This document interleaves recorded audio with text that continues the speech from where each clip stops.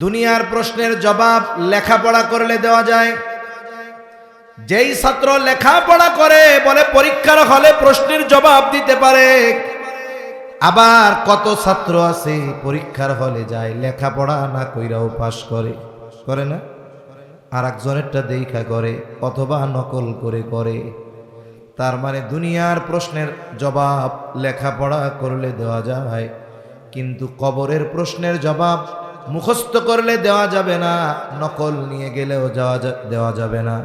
কারণ কবরের 3 প্রশ্নের জবাব মুখস্থ আর লেখাপড়ার সাথে নয়, বরং ওই 3 প্রশ্নের জবাব মানুষের দুনিয়ার আমলের সাথে সম্পৃক্ত।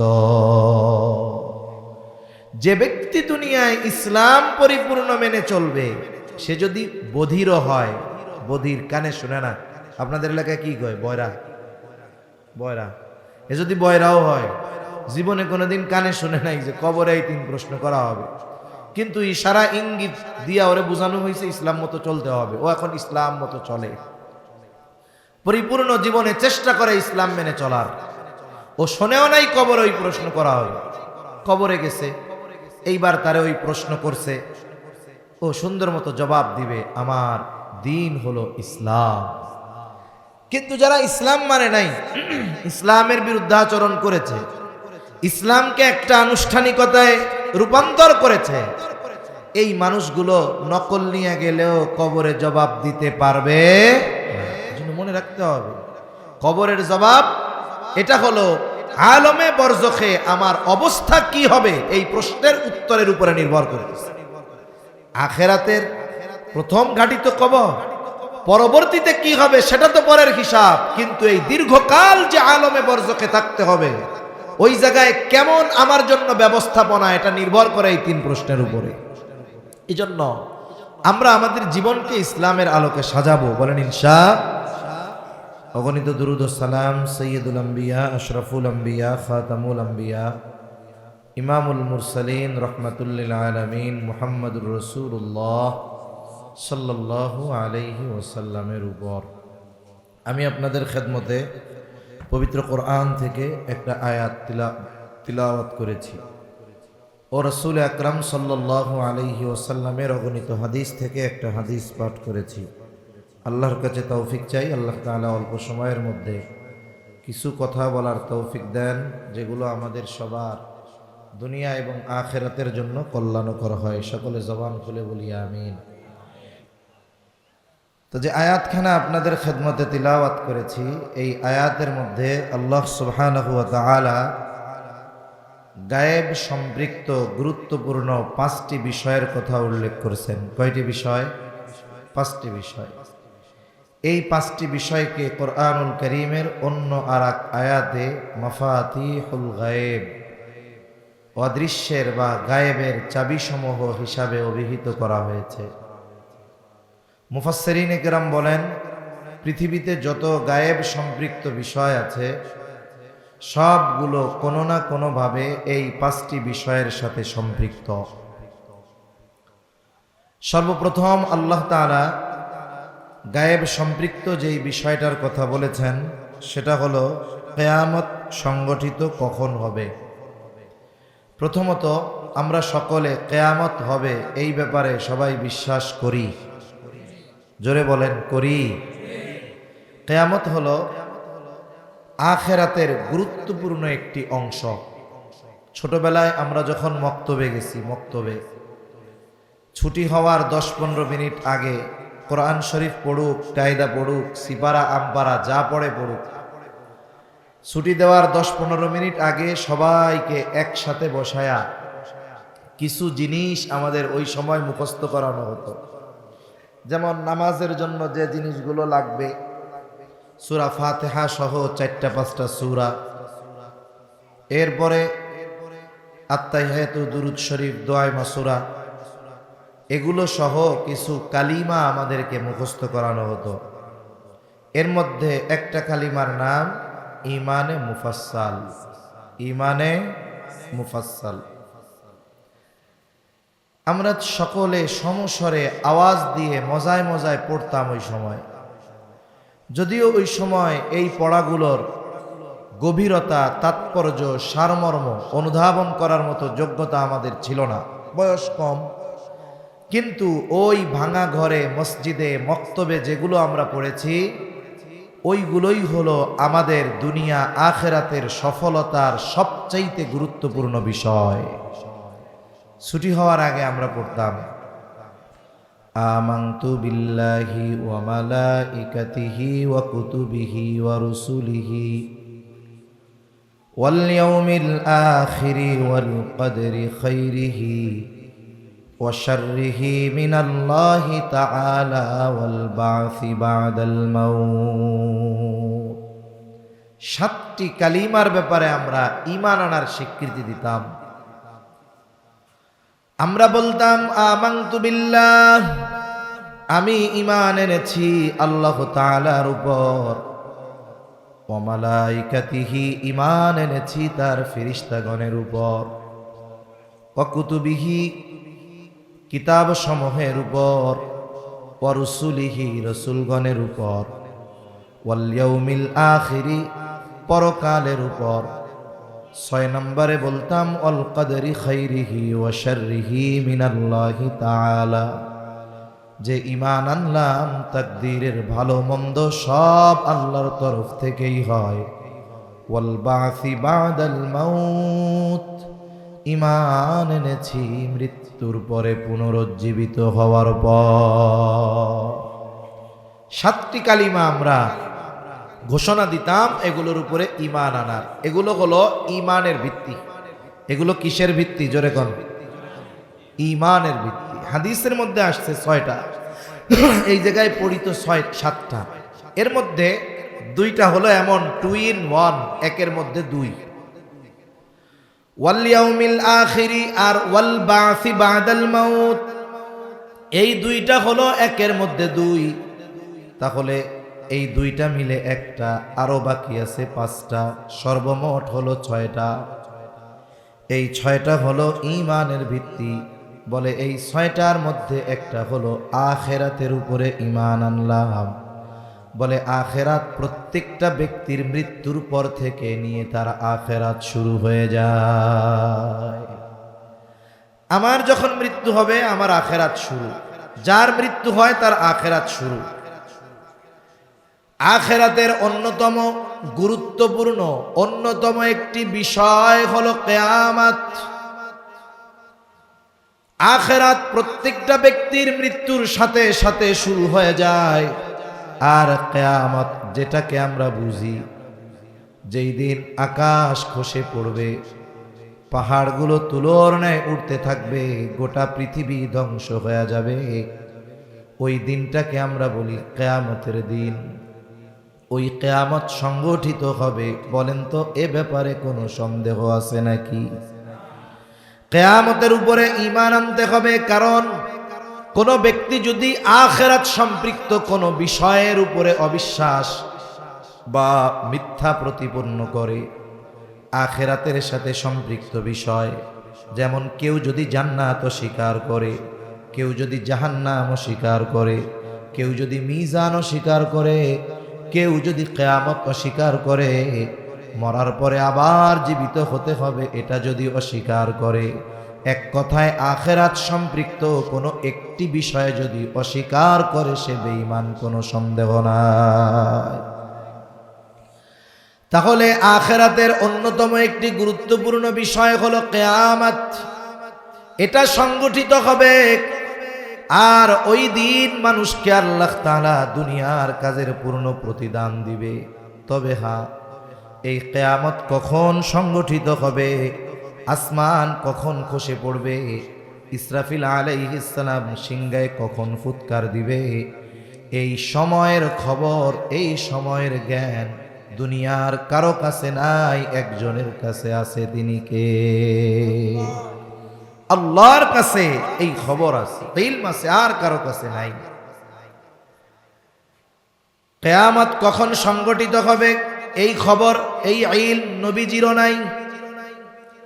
জিবরাইল আলাইহিস সালাম ওহীর বাহক, তিনিও জানেন না কিয়ামত কখন সংগঠিত হবে। এজন্য আল্লাহ জানায় দেন ইন্নাল্লাহা ইনদাহু ইলমুস সাআ, আল্লাহ তাআলার কাছেই কিয়ামতের ইলম। আমাদের দেশে কিছু ভাই আছে যারা নবীজিকে মোহাব্বত করতে করতে এমন এক পর্যায়ে চলে যায় যে আল্লাহর সমকক্ষ হিসাবে দাঁড় করায় দেয়।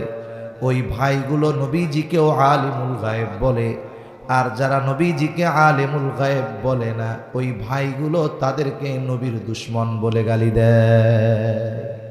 আছে না নাই বলেন? আছে।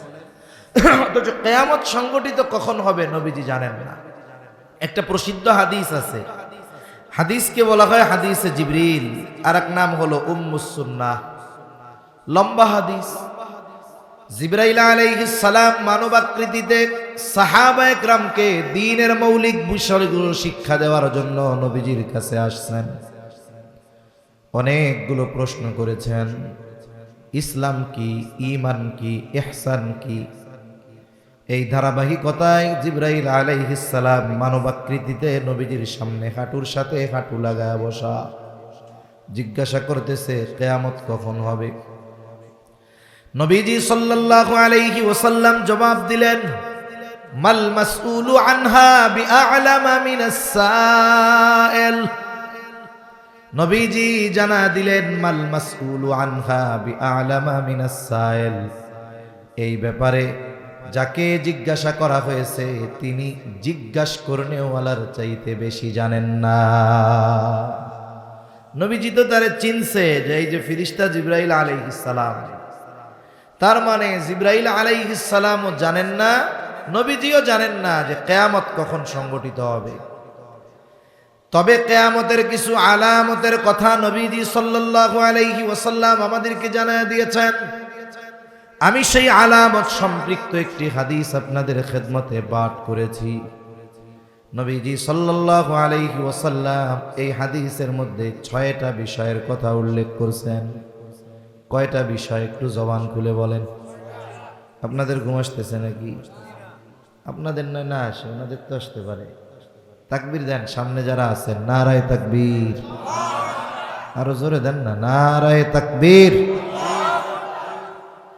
আওয়াজ ডাইন বাম থেকে আসছে, সামনে থেকে কমই আইছে মনে হয়। এবার সামনে যারা আছেন আপনারা কিছু বলেন না, আপনারা একটু তাকবীর দেন, নারায়ে তাকবীর। এইবার মনে হয়েছে যে আওয়াজ একটু হয়েছে মনে হয়। 6টা বিষয়ের কথা নবীজি এই হাদিসের মধ্যে বলছেন। قال رسول الله صلى الله عليه وسلم لا تقوم الساعة حتى يقبض العلم। নবীজি সাল্লাল্লাহু আলাইহি ওয়াসাল্লাম বলেন কিয়ামত ততক্ষণ পর্যন্ত সংগঠিত হবে না যতক্ষণ না ইলম উঠায়া নেওয়া হবে। তার মানে কিয়ামতের আগে আল্লাহ তাআলা ইলম উঠিয়ে নেবেন। ইলম না উঠিয়ে নেওয়া পর্যন্ত কিয়ামত সংগঠিত হবে না। ছোটবেলায় আমরাও গল্প শুনতাম, কিয়ামতের আগে কোরআন হাদিস উঠায় নিয়ে যাওয়া হবে। মানুষেরা খুব চটকদার আর মজার মজার গল্প বলতো। গল্পটা একটু শোনাই আপনাদের, মনে হয় অনেক ওয়াজ মাহফিলেও এমন বলতো যে কিয়ামতের আগে কোরআন হাদিস আল্লাহ উঠায় নিয়ে যাবে। কেমনে উঠাবে? বলে একদিন ফজরের নামাজের সময় ইমাম নামাজের জন্য দাঁড়াবে, তাকবীরে তাহরিমা আল্লাহু আকবার দিয়া হাতটা বাঁধবে, সানা পাঠ করবে, আউযু বিল্লাহ বিসমিল্লাহ পাঠ করবে, এরপরে পড়বে সূরা ফাতিহা, তাই না? কিন্তু আউযু বিল্লাহ বিসমিল্লাহ পড়বার পর ইমাম সাহেব আর সূরা ফাতিহা পড়তে পারবে না, থেমে যাবে, স্টপ হয়ে যাবে। স্বাভাবিকভাবে ইমাম যদি পড়া ভুলে যায় পেছন থেকে মুক্তাদি স্মরণ করায় দেয়। অবস্থা এমন, ইমামও সূরা ফাতিহা ভুলে গেছে, পড়তে পারে না, পেছন দিকের মুসল্লিরাও সব ভুলে গেছে। এইবার ইমাম নামাজ ছাইড়া মসজিদের তাক থেকে কোরআনটা বের করবে, বের করে কোরআনের পাতা খুলবে সূরা ফাতিহা দেখার জন্য। কিন্তু পাতা উল্টায়া দেখবে কোরআনের সব পাতাগুলো সাদা হয়ে গেছে। সব পাতা কি হয়ে গেছে? সাদা হয়ে গেছে। সব হাদিস কোরআন এগুলো সব সাদা হয়ে যাবে। এই গল্প আমরা শুনতাম। কিন্তু নবীজি সাল্লাল্লাহু আলাইহি ওয়াসাল্লাম জানায় দেন, আল্লাহ তাআলা বান্দার অন্তর থেকে একত্রে ইলম উঠায় নেন না, তাহলে আল্লাহ তাআলা কিয়ামতের আগে ইলম কেমনে উঠায় নিবে? নবীজি বলেন, ওয়ালাকিন ইয়াকবিদুল ইলমা বিকবজিল উলামা, বরং আল্লাহ তাআলা আলেমদেরকে উঠিয়ে নেওয়ার মাধ্যমে আল্লাহ ইলম উঠায় নিবে। আমাদের সমকালীন সময়ে যেই আলেমরা দুনিয়া থেকে চলে গেছে, বিশেষ করে 2020 থেকে 25 পর্যন্ত, এই 20 সাল থেকে 25 সাল চলতেছে, এই 5 বছরে বাংলাদেশের শীর্ষস্থানীয় বুজুর্গ উলামা হযরত কাছাকাছি সময়ে সবচেয়ে বেশি বিদায় নিছে। এর আগে তো গেছেই, এই সময়টাতে বেশি গেছে।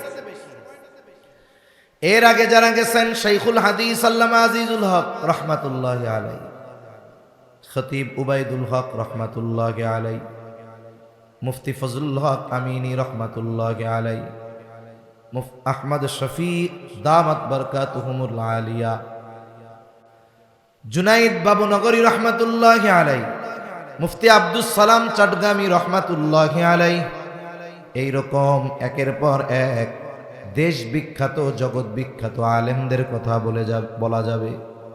এই আলেমরা দুনিয়া থেকে চলে গেছে, বলে শাইখুল হাদিস গেছে, কিন্তু ওনার মতো পরিপূর্ণ ব্যক্তিত্ব সম্পন্ন একজন মানুষ নাই। আহমদ শফি চলে গেছে, চেয়ার শূন্য, জায়গা শূন্য, বলে ওনার মতো আহমদ শফি আর নাই। জুনাইদ বাবুনগরী চলে গেছে, বলে ওনার স্থান পূর্ণ করার মতো আরেকজন জুনাইদ বাবুনগরী নাই। জুনাইদ বাবুনগরীর ইলমি বুঝ, আহমদ শফি রহমাতুল্লাহি আলাইহির ইলমি বুঝ, শাইখুল হাদিস রহমাতুল্লাহি আলাইহির ইলমি বুঝ যতটা, বলে এখনকার সময়ে ওনাদের মতো বুঝওয়ালা আলেম আছে নাকি? এইভাবে আলেমদের নিয়ে যাওয়ার মাধ্যমে, তাদের মৃত্যুর মাধ্যমে দুনিয়া থেকে আল্লাহ তাআলা ইলম উঠায় নিয়ে যাবে। এরপরে কি হবে? বলে মানুষেরা জাহেলদেরকে তাদের নেতা বানাবে। যে কোনো প্রয়োজনে মাসলা মাসাইল ওই জাহেল মূর্খদের কাছে জিজ্ঞাসা করবে, ওই জাহেল ফতোয়া দিবে, ওই ফতোয়ার অনুসরণ করবে যারা, তারাও পথভ্রষ্ট হবে, আর ওই জাহেল নিজেও পথভ্রষ্ট হবে। এজন্য কিয়ামতের আগে ইলম উঠে যাবে। তবে উঠবে কেমনে? আল্লাহ তাআলা আলেমদেরকে উঠিয়ে নিয়ে যাওয়ার মাধ্যমে আল্লাহ তাআলা ইলম উঠায় নিবে। তখন কি হবে? বলে তখন ইসলাম হবে এক আনুষ্ঠানিকতা, আর কোরআন শুধু লেখায় থাকবে, বাস্তবিক জীবনে কোরআনের আমল থাকবে। قال رسول الله صلى الله عليه وسلم يوشك أن يأتي على الناس زمان لا يبقى من الإسلام إلا اسمه ولا يبقى من القرآن إلا رسمه। অচিরেই এমন এক সময় আসবে যখন ইসলাম নামে মাত্র থাকবে, ইসলাম শুধু নামে থাকবে, নির্দিষ্ট কিছু কাজকর্মের মধ্যে ইসলাম থাকবে, বাকি কোথাও ইসলাম থাকবে না। না ইসলাম থাকবে মানুষের ব্যক্তিগত জীবনে, না পারিবারিক জীবনে, না সামাজিক জীবনে, না অর্থনৈতিক জীবনে, না রাষ্ট্রীয় জীবনে। বলে ইসলাম কোথাও থাকবে না, একেবারে যা থাকবে নামকাওয়াস্তে থাকবে।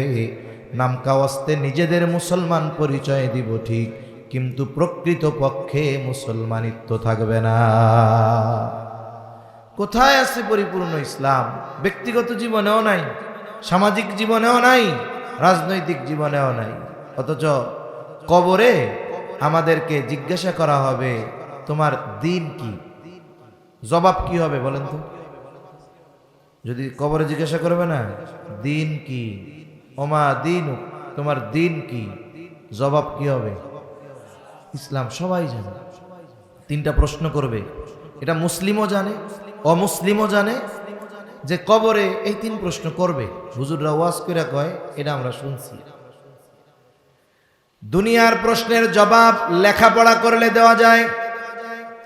যেই ছাত্র লেখাপড়া করে বলে পরীক্ষার হলে প্রশ্নের জবাব দিতে পারে, আবার কত ছাত্র আছে পরীক্ষার হলে যায় লেখাপড়া না কইরাও পাস করে না, আর একজনেরটা দেখা করে অথবা নকল করে। তার মানে দুনিয়ার প্রশ্নের জবাব লেখাপড়া করলে দেওয়া যায়, কিন্তু কবরের প্রশ্নের জবাব মুখস্থ করলে দেওয়া যাবে না, নকল নিয়ে গেলেও দেওয়া যাবে না। কারণ কবরের 3 প্রশ্নের জবাব মুখস্থ আর লেখাপড়ার সাথে নয়, বরং ওই 3 প্রশ্নের জবাব মানুষের দুনিয়ার আমলের সাথে সম্পৃক্ত। যে ব্যক্তি দুনিয়ায় ইসলাম পরিপূর্ণ মেনে চলবে, সে যদি বধিরও হয়, বধির কানে শুনে না, আপনাদের এলাকায় কি কয়? বয়রা। এ যদি বয়রাও হয়, জীবনে কোনোদিন কানে শুনে নাই যে কবরে এই 3 প্রশ্ন করা হবে, কিন্তু ইশারা ইঙ্গিত দিয়া ওরে বোঝানো হয়েছে ইসলাম মতো চলতে হবে, ও এখন ইসলাম মতো চলে, পরিপূর্ণ জীবনে চেষ্টা করে ইসলাম মেনে চলার। ও শোনেও নাই কবরে ওই প্রশ্ন করা হবে, কবরে গেছে, এইবার তারে ওই প্রশ্ন করছে, ও সুন্দর মতো জবাব দিবে, আমার দিন হলো ইসলাম। কিন্তু যারা ইসলাম মানে নাই, ইসলামের বিরুদ্ধাচরণ করেছে, ইসলামকে একটা আনুষ্ঠানিকতায় রূপান্তর করেছে, এই মানুষগুলো নকল নিয়ে গেলেও কবরে জবাব দিতে পারবে। এজন্য মনে রাখতে হবে, কবরের জবাব এটা হলো আলমে বরজখে আমার অবস্থা কি হবে, এই প্রশ্নের উত্তরের উপরে নির্ভর করতেছে। আখেরাতের প্রথম ঘাঁটি তো কবর, পরবর্তীতে কি হবে সেটা তো পরের হিসাব, কিন্তু এই দীর্ঘকাল যে আলমে বরজখে থাকতে হবে, ওই জায়গায় কেমন আমার জন্য ব্যবস্থাপনা, এটা নির্ভর করে এই 3 প্রশ্নের উপরে। এই জন্য আমরা আমাদের জীবনকে ইসলামের আলোকে সাজাবো, বলেন ইনশাআল্লাহ। আল্লাহ তৌফিক দান করেন।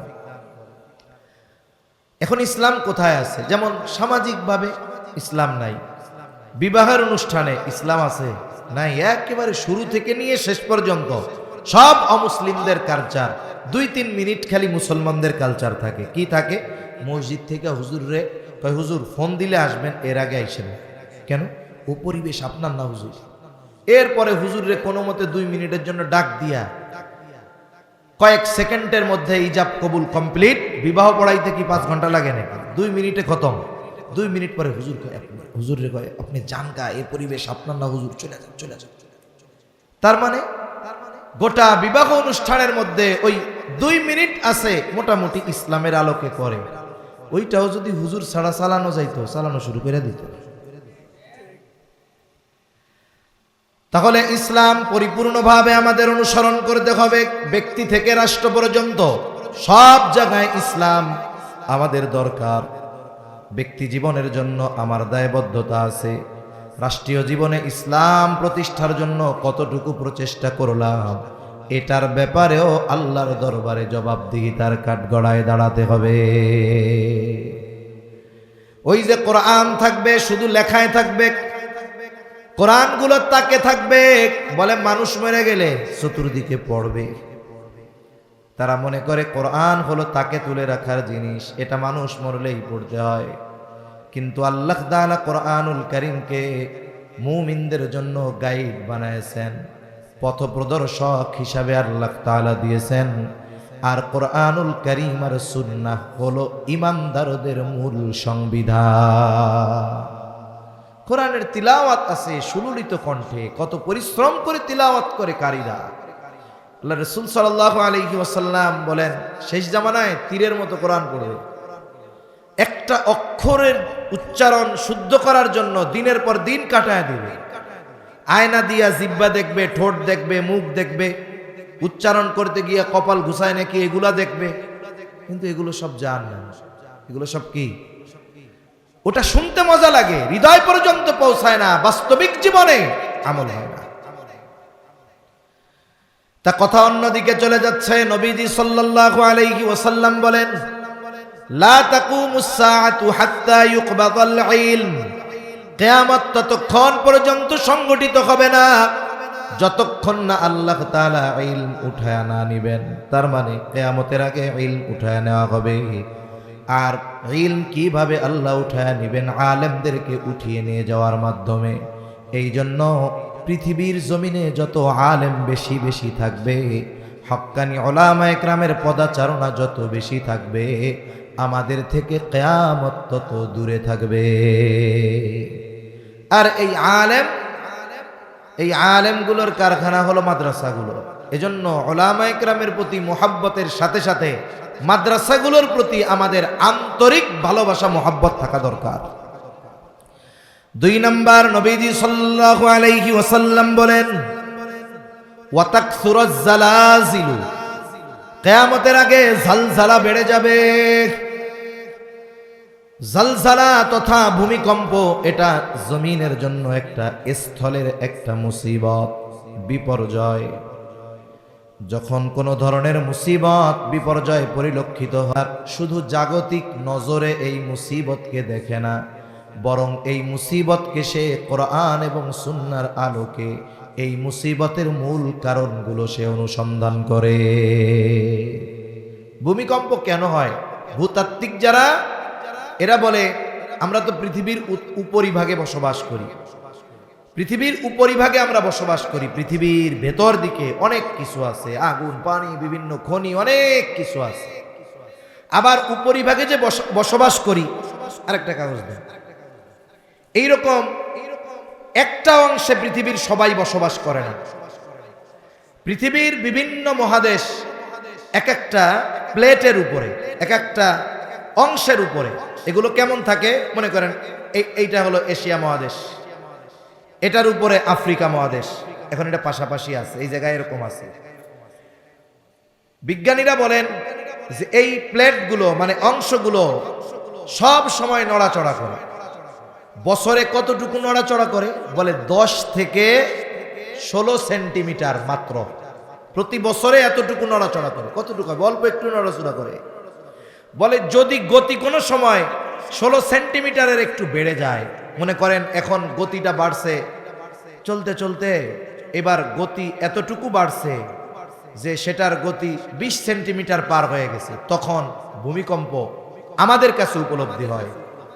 অথচ পৃথিবীতে প্রতিনিয়ত ভূমিকম্প হতে থাকে, কারণ পৃথিবীর এই টেকটনিক প্লেটগুলো সর্বদা নড়াচড়া করে। ভূমিকম্প প্রতিনিয়ত হয়, মৃদু মাত্রার, এগুলো আমাদের অনুভব হয় না। কিন্তু যখন একটু নড়াচড়া বেশি হয়, তখন কি হয়? বেশি কাঁপে, আর তখন উঁচু উঁচু ইমারতগুলো পড়ে যায়, ভেঙে যায়। পাহাড়ের মধ্যে অনেক সময় ভূমিধস হয়। তুরস্কে ভূমিকম্প হয়েছে, হাজার হাজার মানুষ মারা গেছে। আফগানিস্তানে হয়েছে, হাজার হাজার মানুষ মারা গেছে, বড় বড় স্থাপনা ভেঙে পড়ছে।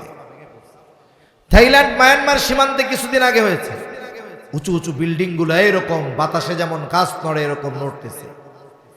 বিজ্ঞানীরা তো বলে টেকটনিক প্লেট নড়াচড়া করছে বেশি, টেকটনিক প্লেট নড়াচড়া বেশি করছে, এই জন্য নড়ছে। কিন্তু এই যে স্থলের মুসিবত বিপর্যয় কেন হয়?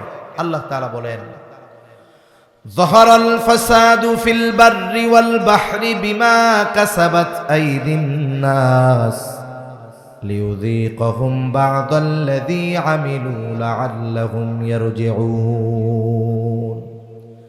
আল্লাহ রাব্বুল আলামিন বলেন, জল স্থলের যত বিপর্যয় এগুলো মানুষের হাতের কামাই। তার মানে আমাদের কর্মের কারণে জল স্থলে মুসিবত দেখা দেয়। সমুদ্রের মধ্যে জলোচ্ছ্বাস হয়, আইলা লাইলা সিডর হয়, জমিনের মধ্যে ভূমিকম্প হয়, অতিবৃষ্টি অনাবৃষ্টি এগুলো হয়।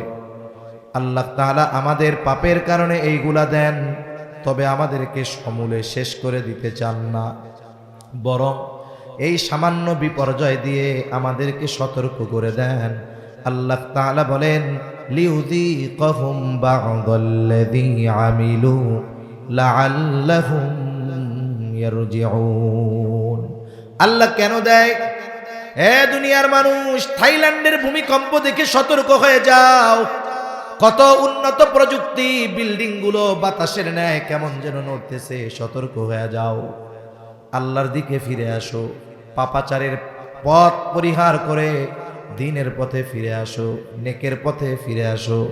মূলত আল্লাহ আমাদের পাপাচার যখন একটু বেড়ে যায়, এই ধরনের মুসিবত দিয়ে, বিপর্যয় দিয়ে আল্লাহ আমাদের সতর্ক করে দেয়। তবে পাপাচারের মাত্রা এত বেশি, যদি রহমাতুল লিল আলামিনের দোয়া আমাদের ব্যাপারে না থাকতো, আমাদেরকে আল্লাহ আযাব গজব দিয়ে সমূলে শেষ করে দিতেন। কিন্তু নবীজির দোয়ার বরকতে আল্লাহ তাআলা আমাদেরকে কিছু শাস্তি আস্বাদন করান, তবে সমূলে ধ্বংস করে দেন। তাহলে আমরা এক নাম্বার পাইলাম, আমাদের পাপের কারণে ভূমিকম্প বাড়বে, সময়ের সাথে সাথে পাপ বাড়বে, ভূমিকম্প বাড়তে থাকবে। হাদিসের মধ্যেও নবীজি বলেন, যখন জমিনের উপরে পাপাচার বেড়ে যায়, অশ্লীলতা বেড়ে যায়, ব্যভিচার বেড়ে যায়, ওজনে কম দেওয়া বেড়ে যায়, মদ্যপান বেড়ে যায়, নাচ গান বেড়ে যায়, তখন আল্লাহ তাআলা ভূমিধস দেন, ভূমিকম্প দেন। তাহলে ভূমিকম্প কিয়ামতের আগে বাড়বে কেন? বলে বাড়ার মূল কারণ হলো আমাদের পাপাচার। তবে এই বিষয়ে খেয়াল রাখতে হবে, এই পাপাচারগুলো যেন আমাদের মাধ্যমে না হয়, অন্যরা করলে করুক, আমরা এই ভূমিকম্প হওয়ার কারণ পাপাচার, এতে আমরা লিপ্ত হব না, কোন ইনশাআল্লাহ।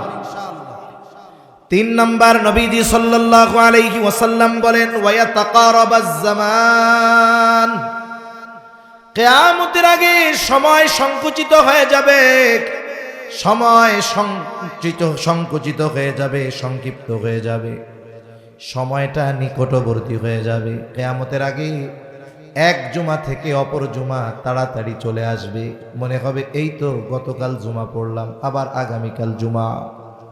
আর এক হাদিসের মধ্যে আসছে, কিয়ামতের আগে যুগ মনে হবে বছরের মতো, বছরকে মনে হবে মাসের মতো, মাসকে মনে হবে সপ্তাহের মতো, সপ্তাহকে মনে হবে দিনের মতো, দিনকে মনে হবে ঘন্টার মতো, ঘন্টাকে মনে হবে সেকেন্ডের মতো। সময় নিকটবর্তী হয়ে যাবে, এক জুমা থেকে এক জুমার দূরত্ব কেমন যেন কমে যাবে। মুফাসসিরিন মুহাদ্দিসিন কেরাম বলেন, এর দ্বারা কিয়ামতের আগে সময় থেকে বরকত উঠে যাবে,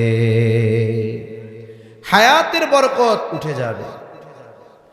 জাস্টিস মুফতি তকি উসমানী দামাত বারাকাতুহুমুল আলিয়া সময়ের মূল্যায়ন সম্পর্কে বয়ান করতে গিয়ে বলেছেন, সময় হলো এমন এক জিনিস, ব্যক্তির কর্মের উপরে নির্ভর করে সময় প্রশস্ত হবে নাকি সংকুচিত হবে।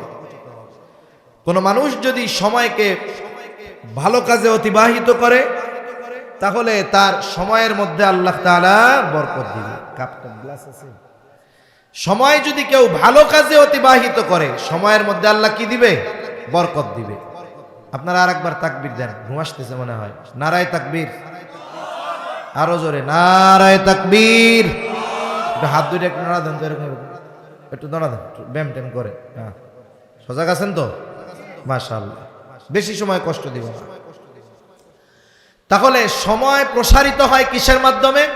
ভালো কাজের মাধ্যমে।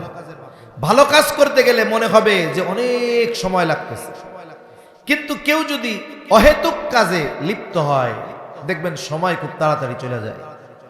এখন ভালো কাজে সময় যে লম্বা হয়, আমি একটা উদাহরণ দেই।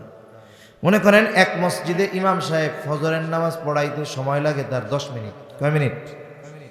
এখন এমন এক জামানা, প্রত্যেক মসজিদে একেবারে মুসল্লিদের সামনে বরাবর প্রায় মসজিদে ঘড়ি থাকে, থাকে না?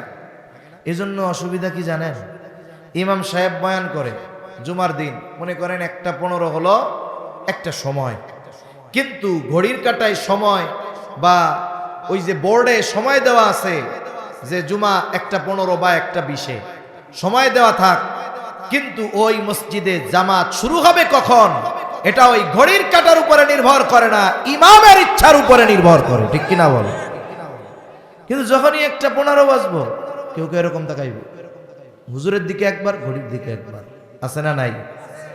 আবার কতজন করবে কি সুন্দর মতো, যেই হবে আসরের রক্ত নামাজ 4:15-তে, ইমাম সাহেব আসে নাই অথবা বসে আছে, যেই 4:14 উনি দাঁড়ায় যাবে, এরকম। আপনারে দাঁড়াইতে কইছে কেডা? ইমামের আগে আপনি দাঁড়ান কেন? এই অধিকার আপনারে কে দিয়েছে?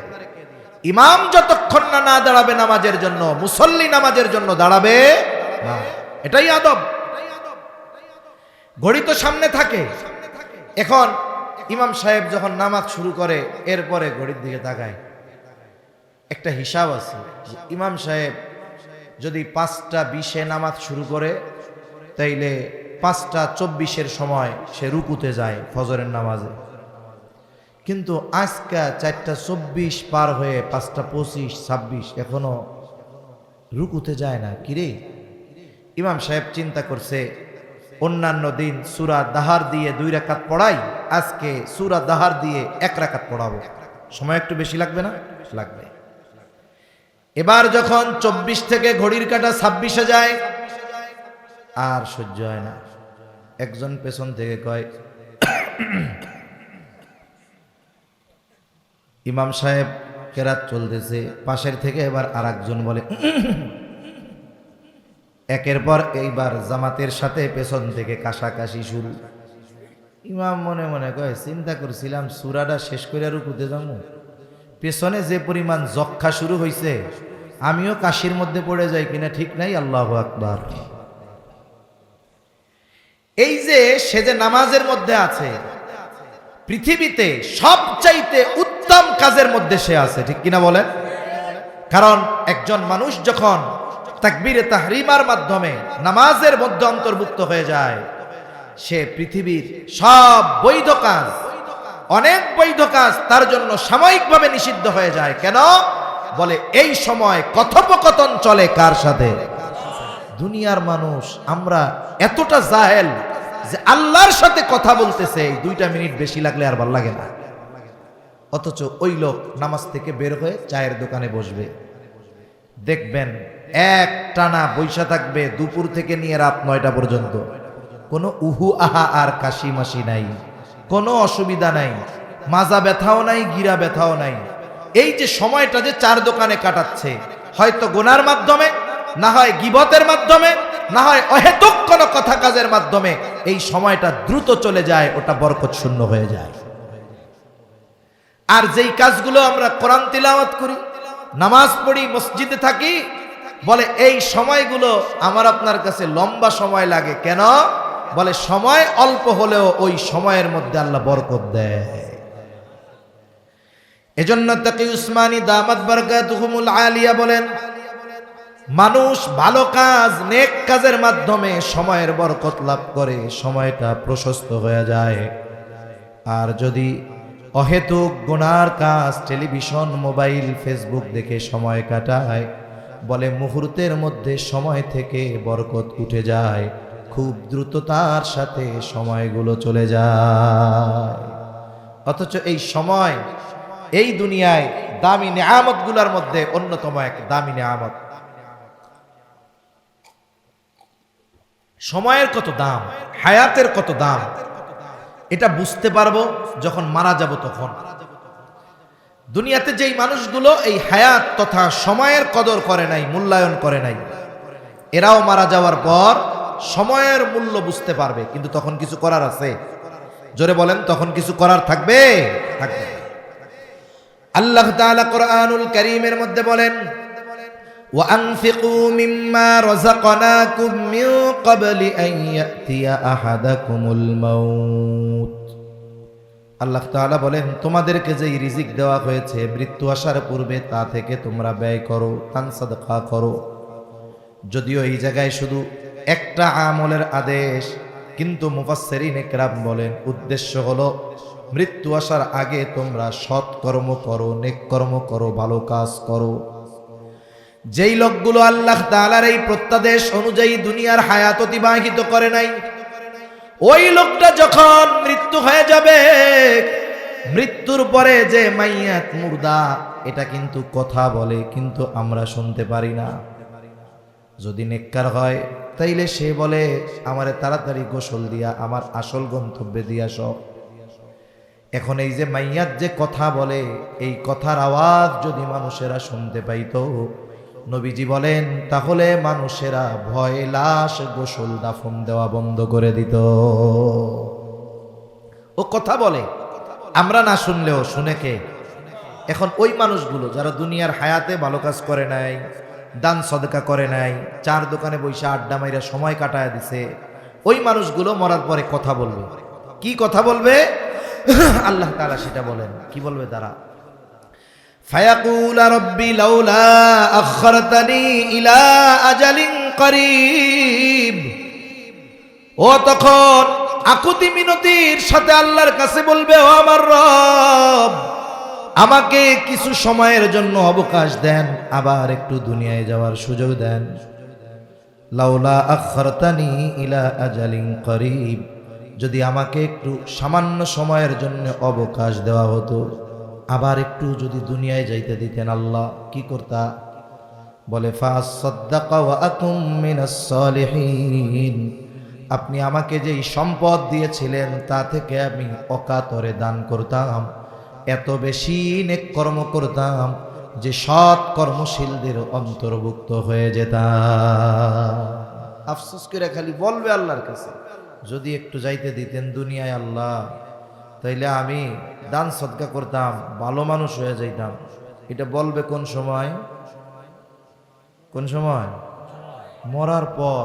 ও বুঝতে পারছে দুনিয়ার সামান্য সময়ের দাম কত, এই জন্য বলবে একটু অবকাশ যদি দিতেন তাইলে যাইয়া নেক কাজ করতাম, সৎকর্মশীলদের অন্তর্ভুক্ত হয়ে যাইতাম। আমরা যারা সময়ের ওইরকম নষ্ট করি, আমরাও মরার পরে বুঝতে পারবো। কিন্তু যতই আবেগ নিয়ে আল্লাহর কাছে কই, এক সেকেন্ডের জন্য আল্লাহ আবার দুনিয়ায় আসতে দিবে? তাহলে এই হায়াতের জন্য মরার পরে আফসোস করবে মাইয়াত। তার মানে তার জীবনের অন্যতম দামি এক সম্পদ হলো এই হায়াত। এটাকে যদি আমরা পাপের কাজের মাধ্যমে, অহেতুক মজলিসের মাধ্যমে বরকত শূন্য করে ফেলি, এটা আমাদের জন্য বড় দুর্ভাগ্যের বিষয়। এই জন্য সময়গুলো নেক কাজে অতিবাহিত করব। কোন ইনশাআল্লাহ, অরিজিনাল ইনশাআল্লাহ কইছেন তো? বাংলাদেশে ইনশাআল্লাহ হলো নার বদলে কয়, কথা বুঝেননি? নার বদলে বলে। এসএসসি পরীক্ষা শেষ হয়েছে, 3 মাস পরে রেজাল্ট দিবে, কোনো কামকাজ নাই পোলাবানের, দিনভর খেলা বেড়ায় আর আত্মীয় স্বজনের বাড়ি বেড়ায়। এখন এক এলাকায় তাবলিগ জামাতের সাথী ভাইয়েরা গেছে, একজনে কানে কানে গিয়া জামাতের আমির সাহেবের কইছে, ওই যে মাঠে কয়েকটা পোলাবান খেলতেছে দেখছেন, এরা সব কয়টা ম্যাট্রিক পরীক্ষা দিছে, আগামী 3 মাস এরা ফুলফিল অরিজিনাল বেকার, এইগুলার ধইরা তাবলিগে নেওয়া যায় কিনা। এখন ওরা তো বল খেলতেছে, যার যে কাম এই খোঁজ পাইয়া সুন্দর মতো ওরা মাঠের মধ্যে গিয়ে হাজির।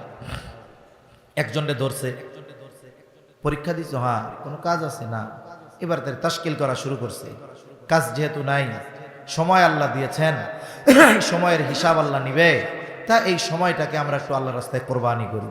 আল্লাহর রাস্তায় শুধু টাকা পয়সা কোরবানি করতে হয় না, শুধু জান আর মাল কোরবানি করলে হয় না, বলে সাথে সাথে এই হায়াত থেকে কিছু সময় আল্লাহর রাস্তায় কোরবানি করতে হয়। তা যেহেতু কোনো ব্যস্ততা নাই, আপনি মুসলমান ঘরের সন্তান, এক কাজ করেন, তাহলে আজকে সন্ধ্যার পরে আমাদের ওইখানে তালিম হবে, ওইখানে আপনি আসেন আর এক চিল্লার জন্য নিয়ত করেন। ও ছেলেটা ভালো মানুষ, ও চিন্তা করতেছে আমি তো যাব না, মুখের উপরে কি বলা যায় যে না না আমি যাইতে যেতে পারব না? বলা যায়। আবার চিন্তা করে যদি বলি যে যাব, তাহলে তো ধরা খেয়ে গেলাম। এখন তার উত্তরের অপেক্ষায় দাঁড়ায় আছে, খেলাও বন্ধ, পাশ থেকে কানে কানে একজন যায় কয়, ইনশাআল্লাহ ক, নইলে কিন্তু আজকের খেলাধুলা শেষ। যা হবে সেটা পরে, তুই যাস না যাস পরের কথা, আগে ইনশাআল্লাহ কইয়া বাস। এই যে যে ইনশাআল্লাহ বলছে, আসলেই কি ইনশাআল্লাহ বলছে? এটা নার বদলে বলছে। অনেক সময় হয় না, আপনজন প্রিয়জন একজন একজনের কাছে একটা আবদার করছে, ভাই আপনি আমার এই কাজটা কইরা দিয়েন, আপনি তো পারবেন, আপনার তো এই জায়গায় করার মতো সুযোগ আছে। ও মনে মনে চিন্তা করে তোর কাম তো করুম না, আবার চিন্তা করে মুখের উপরে যদি না কই তাইলে তো কাজটা ভালো হবে না, ইনশাআল্লাহ করবো না, এরকম বলে কি বলে না? এই যে দেখেন, এত গুরুত্বপূর্ণ একটি শব্দ, এত গুরুত্বপূর্ণ একটি বাক্য, এটাকে আমরা ব্যবহার করে এটার ওজন আমরা কমায় ফেলতেছি। এজন্য অনেক সময় আমরা যদি কোনো কাউরে বলি, একেবারে দিল থেকেই বলি ইনশাআল্লাহ, কয় হুজুর সত্যি করে কন, হুজুর সত্যি করে কন, ইনশাআল্লাহ কয়েন না, সত্য করে কন। হায় হায় হায়, ইনশাআল্লাহ এর চাইতে ভবিষ্যতের বিষয়ে প্রতিশ্রুতি দেওয়ার শক্তিশালী বাক্য আর দুনিয়ায় নেই। নবীজিকে আল্লাহ তাআলা ইনশাআল্লাহ না বলার কারণে ওহী কিছুদিন আল্লাহ তাআলা বিলম্বে পাঠাইছেন, মূলত উম্মতকে শিক্ষা দেওয়া উদ্দেশ্য। কিন্তু কারণ হিসাবে আল্লাহ কি দেখাইছেন, যে ইনশাআল্লাহ না বলার কারণে ওই যে কাছ থেকে 3 প্রশ্ন শিখে আসছে, নবীজির কাছে জবাব চাইছে, নবীজি কোথা থেকে জবাব দিবেন, ওহী আসলে জবাব দিবেন। উনি বলছেন ঠিক আছে কালকে, ইনশাআল্লাহ বলেন নাই, এতে গুনাহ হয় নাই, সগীরা গুনাহ হয় নাই, এটাও চিন্তা করার সুযোগ নাই। কিছু ভাই তো আছে নবীদের ত্রুটি বিচ্যুতি হয়েছে এ কথাও বলে, সাহাবায়ে কেরামকে তারা সত্যের মাপকাঠি মানতে নারাজ, তারা এ কথা একেবারে স্পষ্টভাবে বলতে দ্বিধাদ্বন্দ্বের মধ্যে পড়ে না, তারা এ কথা স্পষ্ট বলে যে নবীদের সগীরা গুনাহ হয়েছে, নাউজুবিল্লাহ কয় না। এটা না বলার কারণে সগীরা গুনাহ হয় নাই, তবে ওহী বিলম্বে পাঠিয়েছেন কেন, ইনশাআল্লাহর গুরুত্বটা বোঝানোর জন্য। আমরা উম্মত যেন এই বাক্যটাকে নার বদলে ব্যবহার করে এই বাক্যের অপব্যবহার যেন আমরা না করি। তাহলে 1 নাম্বার আল্লাহর নবী বলেন, লা তাকুমুস সাআতু হাত্তা ইউকবাদাল ইলম, কিয়ামত ততক্ষণ পর্যন্ত সংগঠিত হবে না যতক্ষণ না ইলম উঠায় নেওয়া হবে। ইলম আল্লাহ কিভাবে উঠায় নেবেন, আলেমদেরকে উঠিয়ে নেওয়ার মাধ্যমে। 2 নাম্বার, কিয়ামতের আগে জলজলা ভূমিকম্প বেড়ে যাবে, ভূমিকম্প বাড়ার কারণ কি, বলে পাপাচার বেড়ে যাবে। 3 নাম্বার, সময় বরকত শূন্য হয়ে যাবে, সময় নিকটবর্তী হয়ে যাবে। কেন, বলে সময়ের অপব্যবহার করার কারণে। 4 নাম্বার, নবীজি সাল্লাল্লাহু আলাইহি ওয়াসাল্লাম বলেন, ওয়াতাযহারাল ফিতান, এখানে ফিতান ফিতনা দ্বারা উদ্দেশ্য হলো কিয়ামতের আগে সবচেয়ে বড় ফিতনা যেটা, সেটা হলো দাজ্জালের ফিতনা। তবে দাজ্জালের আগমনের পূর্বে একের পর এক ছোট বড় ফিতনা আসতে থাকবে। এটা একটা ফিতনা, উম্মতের ঈমান বিধ্বংসী ফিতনা। বলে এই যে এরা খতমে নবুয়তকে অস্বীকার করে, তারা আমার আপনার নবীকে শেষ নবী মানে না, সামনাসামনি না বললেও ঘুরায়া ফিরায়া বলে।